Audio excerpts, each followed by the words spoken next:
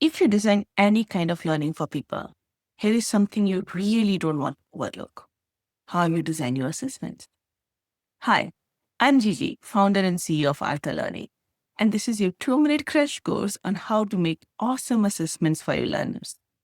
See, good assessments don't just measure learning, they shape it.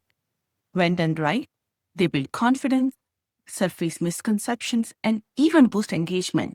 Yes, but to do that, they need to be more than just a quiz at the end.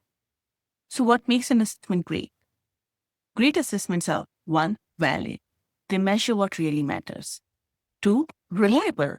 They are consistent across different learners and context. And finally, they're feasible. They will fit the format and time you have. And yes, they can even be engaging when you bring in relevance and context. I like to think of assessments in 3 ways. First, assessment of learning. These are final checks to prove mastery. Second, assessments for learning. Diagnostics to guide what comes next.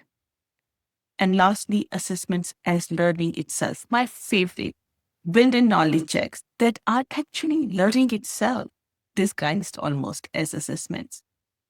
Using all three together will help you build a well-rounded, learner-centered experience.